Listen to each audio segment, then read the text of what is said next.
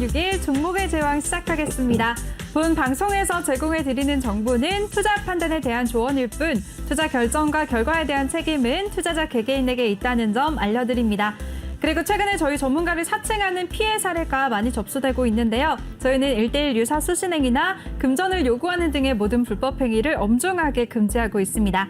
그리고 저희 방송은 다양한 플랫폼에서 실시간으로 시청하실 수가 있습니다. 유튜브나 네이버 TV, 또 카카오 TV에서 내외경제TV를 검색하시면 한 번에 시청하실 수가 있으니까요. 많은 관심 부탁드리겠습니다.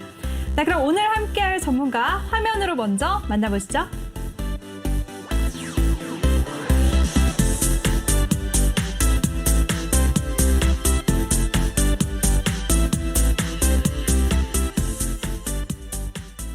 네, 오늘은 3부까지 우리 주린이들의 뽀통령 신광섭 전문가와 함께 할 텐데요. 먼저 더 많은 정보 이용하실 수가 있는 노란톡방 참여 방법부터 소개해 드리겠습니다. 노란톡에 일반 채팅 검색창 그리고 오픈 채팅 검색창이 있는데요. 꼭 오픈 채팅 검색창에 종목의 제왕 신광섭이라고 검색을 하시거나 아니면 요즘에 전문가 사칭 피해가 너무 많아서 나는 어디가 진짜인지 모르겠다, 불안하다 하시는 분들은 그냥 핸드폰 카메라로 아래 보이는 QR코드 스캔하시면 바로 입장하실 수가 있습니다. 들어오실 때는 비밀번호 1357 꼭 입력하시고요. 오늘 2부와 3부에서는 종목 상담도 준비가 되어 있으니까요. 종목 상담 원하시는 분들은 노란톡방에 지금 바로 들어오셔서 종목명, 매수가, 비중 이 3가지 남겨주시길 바라겠습니다. 네, 그럼 신광섭 전문가 모셔보도록 할게요. 전문가님 안녕하세요. 네, 안녕하세요. 한 주 동안 잘 지내셨나요? 네, 잘 지냈습니다. 네, 기분이 되게 좋아 보이시네요. 네, 네. 상쾌한 월요일이네요. 네, 맞아요. 시장 얘기 바로 여쭤볼게요, 전문가님. 네. 네, 지난 주말에 마감한 미증시는 3대 지수 일제히 또 상승을 하면서 분위기가 좋았었잖아요. 네네네. 반면에 우리 시장은 오늘 굉장히 분위기가 좀 안 좋았었는데 일단 네. 미증시부터 여쭤볼게요. 어떻게 보셨나요? 네, 일단 미국 증시가 좀 좋아서 우리나라 증시도 이번 주 초에는 좀 좋은 흐름을 보여줄 수 있을 거라고 생각을 했는데 조금 아쉽게 좀 하락하면서 마감을 했고요.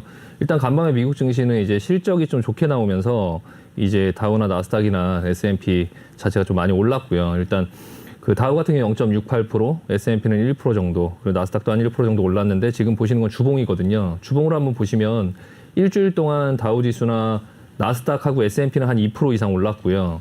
지금 다우존스 그리고 이제 나스닥 그리고 S&P 보시면은 지금 주봉으로 보시면 지금 상승폭이 조금 가파라질 수 있겠다라는 어떤 모습이 보여지고 있어요. 그래서 더군다나 이제 이런 부분들 때문에 오늘 이제 우리나라 증시나 아시아 시장이 조금 좋지 않을까라고 생각을 했었고요.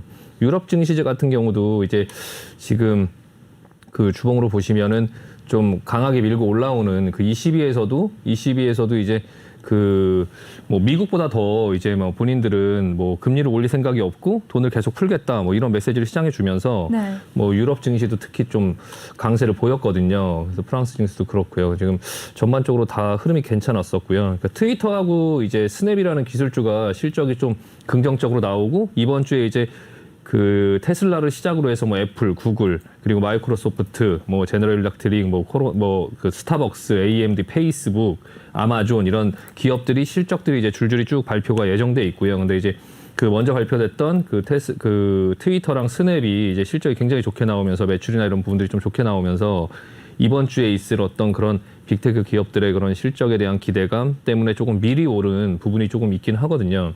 근데 이제 미국 같은 경우는 지금 델타 변이가 점점 좀 뭐 신규 확산자 수가 조금 2주 전보다 한 3배 정도 증가할 정도로 조금 이제 확산세가 좀 심해지기는 하지만 네. 어쨌든 그 델타 변이는 증시에 그렇게 크게 영향을 미치는 요소는 아니고요.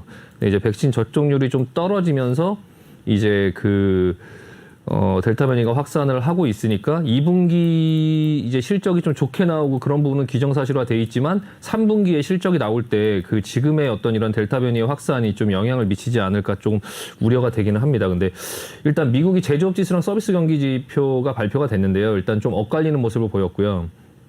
제조업 지수는 역대 최고치를 경신했지만 서비스업 지수는 또 5개월 내 최저치를 이제 떨어지면서 네. 서비스업하고 제조업 지수를 서로 합쳐갖고 이제 그 합성 예비치로 보면은 4개월 내 최저치를 보였거든요. 그러니까 이제 그게 결과적으로 성장세가 좀 2분기에 고점에 다다르지 않았을까라는 어떤 생각을 시장에 조금 주지 않았나라는 생각을 지금 하고 있고요. 어쨌든 지금 눈앞에 있는 거는 실적들이 계속 좋게 나오고 있기 때문에 시장은 계속적으로 올라가고 있긴 하지만 지금 그 경기 지표들이 나오는 것들을 보면은 3분기가 과연 2분기보다 좀 괜찮을 수 있을까라는 조금 약간 걱정을 시장에서 약간은 하고 있고요.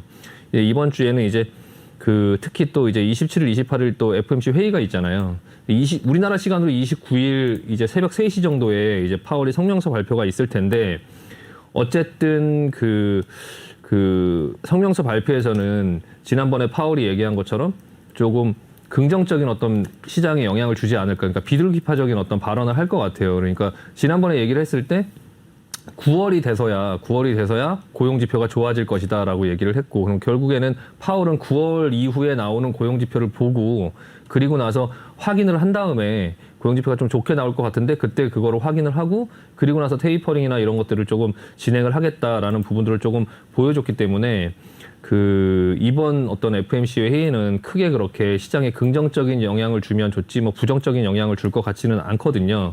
근데 이제 다만 그 이번 주에 또 그 발표되는 어떤 PCE 물가 지표라든지 그런 부분들을 조금 볼 필요가 조금 있고요. 어쨌든 간에 지금 현재 상황에서는 증시는 조금 계속적으로 좀 상승하는 방향 속에 있다. 일단 이번 주 초는 계속적으로 그런 부분이 있고, 다만 이제 그 우려가 되는 부분은 이제 그 파월이 이제 발언을 하고 나서 그리고 이제 GDP 발표가 나오고 그런 부분들이 좀 약간 2분기에 그 피크아웃 논란을 불러일으키지 않을까라는 부분이 조금 걱정이 되니까 일단은 주 초에는 조금 그 올라오는 어떤 그 본인들의 어떤 종목들이 조금 올라오는 그런 부분들을 좀 잘 이용해서 조금 주 후반까지 조금 천천히 현금 확보를 하면서 좀 리스크에 대비하자라고 말씀드리고 마무리하겠습니다. 네, 좋습니다. 우리 신강서 전문가가 미증 씨부터 깔끔하게 정리를 도와주셨습니다. 미증 씨 같은 경우에는 델타 변이 바이러스가 증시에 큰 영향을 주고 있지는 않고 기업들의 호실적으로 3대 지수가 나란히 사상 최고치를 기록했다라고 정리를 해주셨고요. 그리고 이번 주 초까지는 증시가 상승세를 보일 것 같기 때문에 이번에 상승세를 이용해서 어느 정도 수익 실현을 하면서 현금 확보를 하자라는 전략까지도 세워주셨습니다. 그리고 또 이번 주에 앞으로 테슬라를 시작으로 대부분의 기술주들이 실적 발표가 예정이 되어 있고요. 또 27일부터 FOMC 회의까지도 열리니까요. 결과까지 추이 잘 지켜보시기 바라겠습니다. 이렇게 미증시에 대해서 깔끔하게 정리해 주시고 대응 전략까지도 세워주시는 우리 신광섭 전문가인데요. 전문가와 함께 할 수 있는 노란톡방 참여 방법부터 다시 안내해 드리겠습니다. 노란톡의 일반 채팅 검색창이 아닌 오픈 채팅 검색창에 종목의 제왕 신광섭이라고 검색을 하시거나 아니면 아래 보이는 QR코드 스캔하시면 한 번에 입장하실 수가 있습니다. 들어오실 때는 비밀번호 1357 꼭 입력하고 입장해 주시기 바랄게요. 네, 전문가님 이제 어느덧 또 7월의 마지막 주예요. 네. 이번에 또 어떤 걸 좀 눈여겨봐야 될까요? 대응 전략을 어떻게 세워야 될지 좀 더 자세하게 좀 여쭤보고 싶어요. 네, 일단은 지금 그 6월 달까지 해서 네. 2분기가 이제 끝이 났고 7월 달 초부터 8월 달 초 중반까지 대부분의 회사들이 이제 실적을 계속 발표할 텐데 네. 시장에서는 그 실적이 좀 좋을 거라고 예상을 하고 있어서 어쨌든 간에 실적이 나오는 그런 상황 속에서는 주가는 좀 안정적으로 움직이지 않을까 일단 생각이 들고요.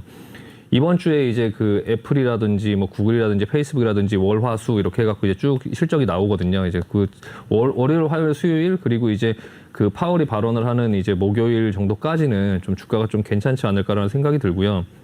다만 이제 좀 체크를 해야 될 게 이제 FOMC 회의에서 테이퍼링 시점에 대한 어떤 구체적인 언급이 나오지는 않겠지만 어쨌든 그 부분에 대한 성명서가 어떻게 나오는지에 따라 시장은 조금 변동성이 생길 수 있으니까 그 부분을 조금 볼 필요는 있고요.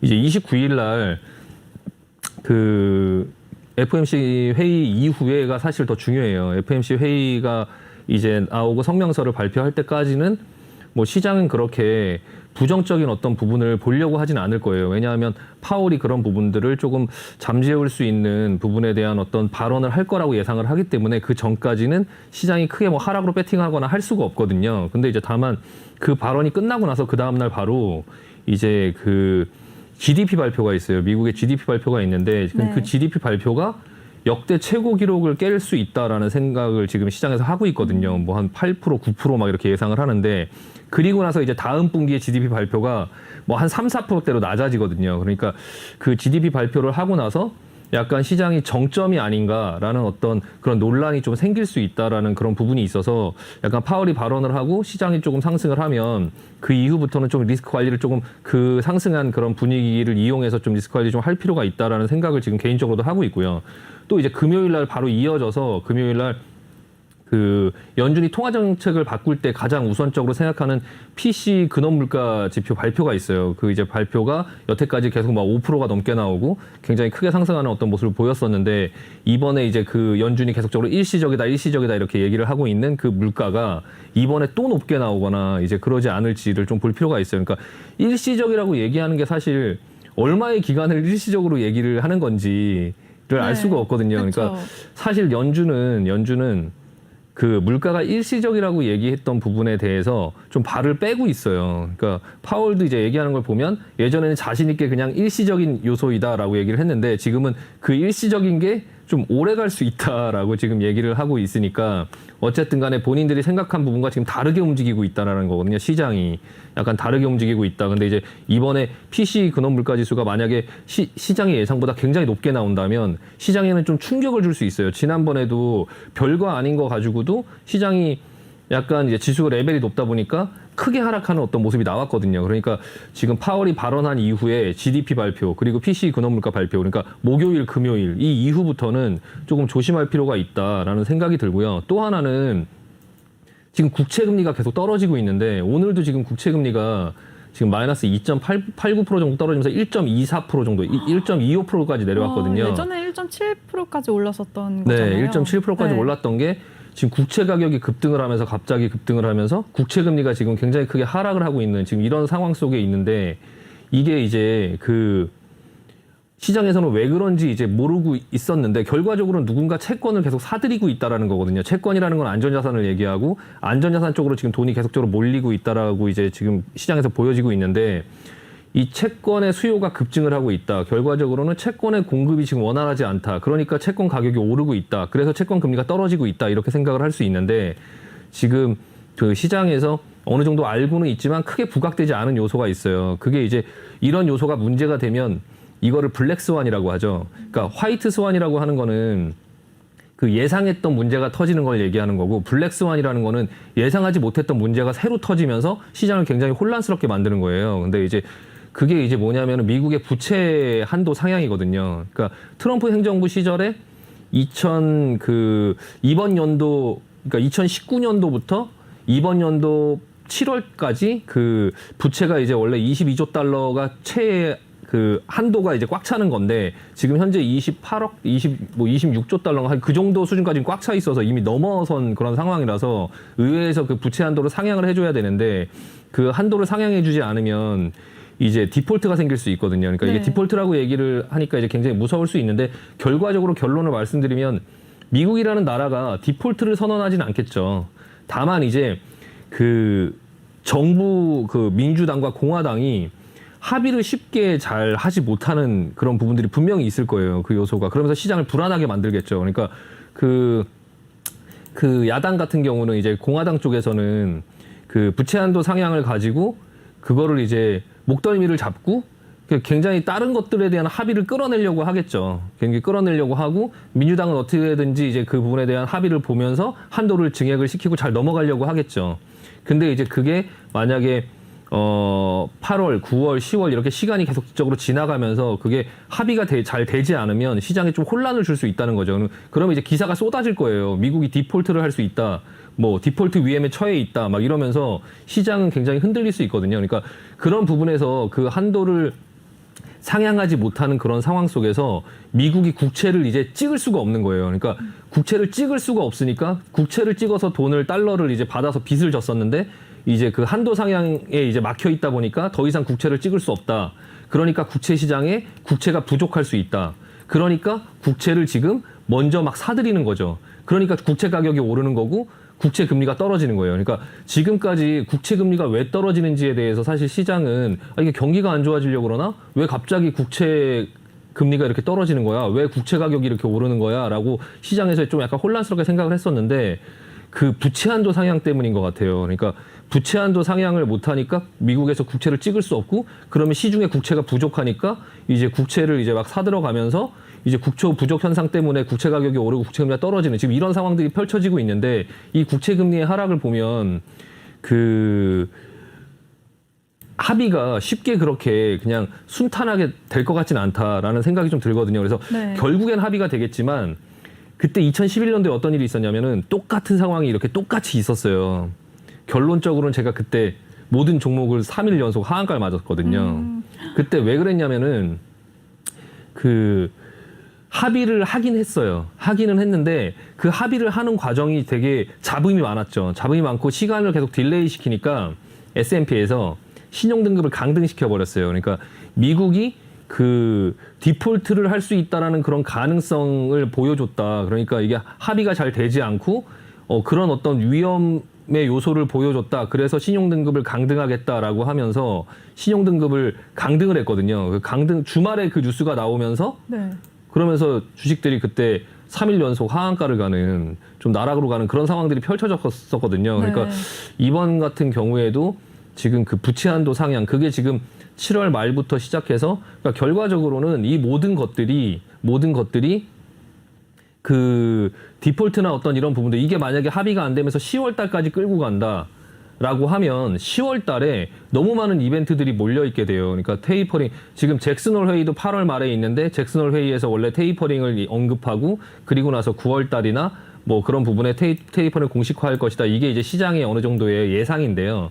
사실 8월 달 잭슨홀 회의에서 그 테이퍼링을 이렇게 언급하기는 사실 쉽지는 않을 것 같아요. 왜냐하면은 파월이 얘기한 걸 들어보면 그 확실히 그 지표가 좋아지는 걸 확인을 하겠다. 그리고 고용 지표는 9월이 되면 좋아질 것이다. 그러면 9월이 됐을 때 그 고용 지표를 확인을 하고 아니면은 지금부터 지표들을 7월 달 FOMC 회의를 할 때 확인을 하고 뭐 8월 달에 확인을 하고 그렇다고 확인을 했다고 바로 하진 않을 테니까 좀 더 이제 지켜봐야 되잖아요. 그러면 그 스케줄상으로 봤을 때 8월 잭슨홀 회의에는 크게 그렇게 문제는 없을 것 같긴 한데 이게 9월, 10월로 넘어가면 이제 9월, 10월에 그런 테이퍼링에 대한 이슈 그리고 국채 뭐 이 부채 한도 상향에 대한 이슈 이런 것들이 다 전부 다 몰려들면서 좀 연말에 조금 약간 주식 상황이 지금보다 조금 시장이 조금 약간 불안정하게 움직이지 않을까라는 생각이 좀 들고요. 그러니까 일단은 그 상황들을 좀 지켜볼 필요가 있으니까 이번 주 한 월화수목 정도 안에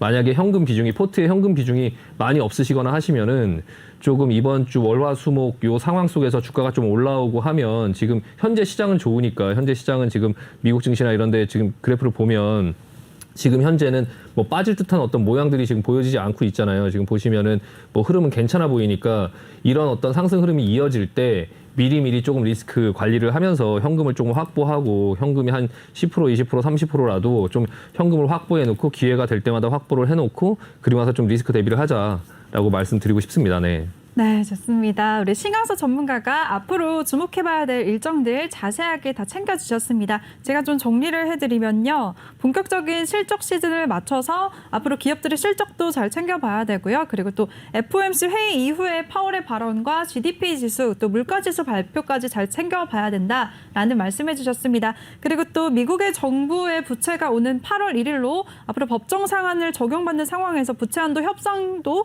결과를 잘 지켜봐야 된다라고 하셨습니다. 하지만 지금 미증시 상황은 굉장히 좋은 분위기인데요. 이 좋은 분위기를 이용해서 현금 확보를 하면서 리스크 관리를 하자라는 의견 주셨으니까요. 잘 참고하시기 바라겠습니다.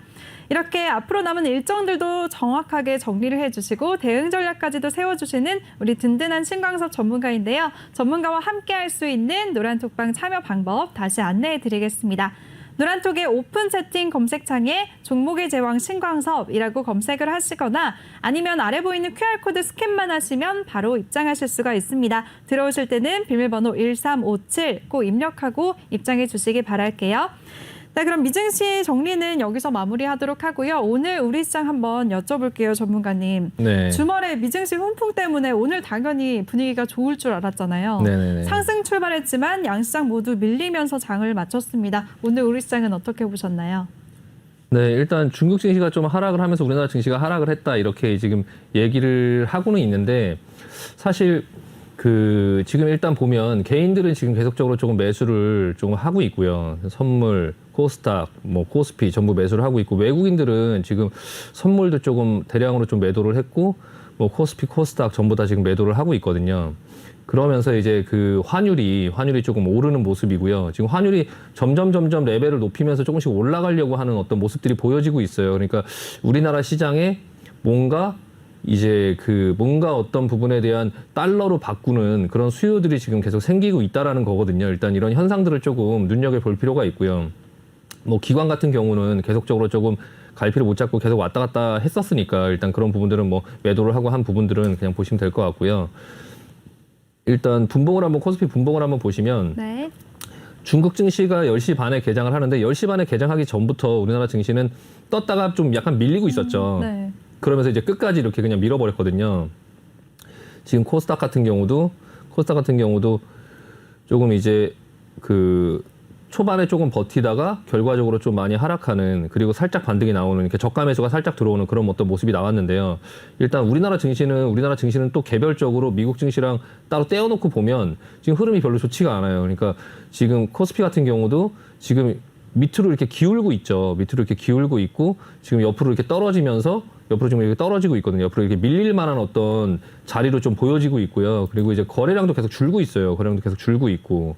우리나라 증시 같은 경우는 지금 코스피는 흐름이 그렇게 좋지 않다. 다만 뭐 지금 현재 이렇게 급락을 하거나 뭐 그런 어떤 모습이 보여지진 않지만 옆으로 지금 이렇게 계속 기면서 슬금슬금 밀려 내려오고 있거든요.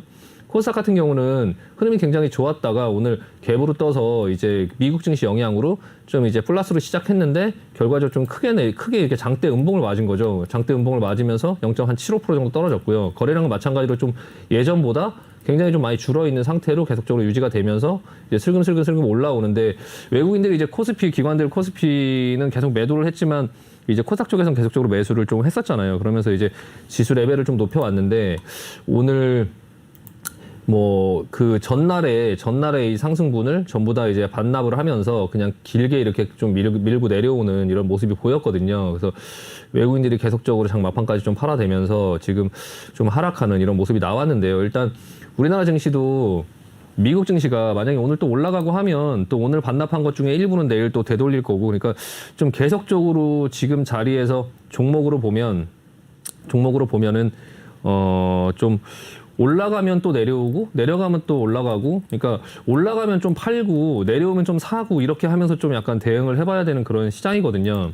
중국 같은 경우는 뭐 어떤 큰 문제가 있는 건 아니에요. 그러니까 네. 중국의 어떤 내부적인 어떤 문제긴 한데 뭐 중국 경제 지표가 뭐가 안 좋다, 뭐 경기가 안 좋다 이런 부분에서 뭐 하락을 해서 우리나라에 크게 영향을 미치거나 이런 건 아니고, 일본 시장은 오늘 괜찮았고 중국과 홍콩 시장이 좀 급락을 했고요. 우리나라 시장하고 대만 시장이 한 1%대 정도 하락이 나왔는데, 지금 이 중국의 하락 이유는 중국이 지금 그 디디추싱이 나스닥에 이제 상장을 하고 난 그 영향이 좀 계속적으로 여파가 지금 이어지고 있어요. 그러니까 디디추싱이 이제 중국에서 나스닥에 상장을 하지 마라라고 이제 뭐 은연중에 얘기를 했는데 그걸 무시하고 그냥 상장을 하니까 그 기존에 상장했던 기업들까지 전부 다 지금 잡아서 좀 약간 괴롭히고 있거든요. 근데 지금 알리바바나 뭐 어떤 징동 이런 대형 이제 전자상거래 플랫폼이나 이런 플랫폼들의 규제, 그러니까 뭐 댓글을 달아서 뭐를 했다, 뭐 이런 부분에 전반적으로 지금 전부 살펴보면서 전부 이제 털어서 먼지 안 나는 거 없잖아요. 그러니까 털어서 지금 계속적으로 플랫폼이나 아니면 이번에 또 사교육 업체들에 대한 어떤 규제를 강화하겠다 이런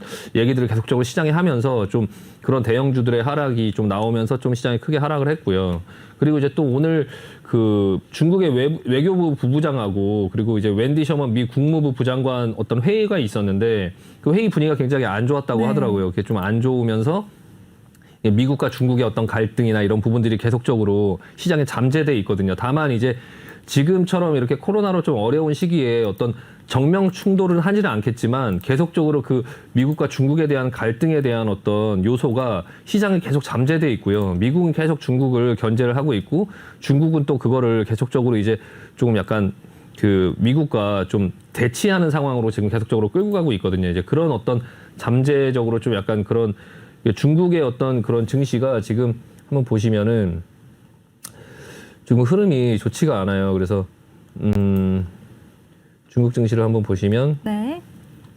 예, 중국 같은 경우도 지금 뭐 홍콩 같은 경우도 그렇고 지금 중국 증시가 조금 약간 근데 어쨌든 간에 근데 이건 단발적인 어떤 이슈로 보여져서 이게 이제 우리나라 시장을 계속적으로 뭐 힘들게 끌고 가거나 뭐 그럴 것 같지는 않고요. 다만 아까도 말씀드렸지만 월화수목을 이용해서 조금 그 이후에 있을 어떤 리스크에 조금 대비를 하면서 시장을 좀 천천히 보자. 그리고 종목들이 지금 뭐 메타버스 관련주라든지 여러 어떤 종목들이 막 급등하는 종목들이 계속적으로 나오고 있는데 그런 부분에서 조금 단기적으로 기술적으로 매매를 하실 수는 있지만 그런 종목들을 계속적으로 따라다니면서 물리시면은 이 주 말에 주 후반에부터 만약에 하락이 시작됐을 때 지금 지수 레벨이 굉장히 높잖아요. 그러니까 그 종목들을 지금 계속적으로 이번 주에 따라다니기보다는 가지고 있는 종목들을 조금 현금화하면서 그런 어떤 상승들이 나오면 갑작스러운 상승들이 나오면 좀 현금화를 하면서 조금 리스크에 대비를 하자. 시장을 좀 보면서 리스크에 대한 대비부터 먼저 좀 하고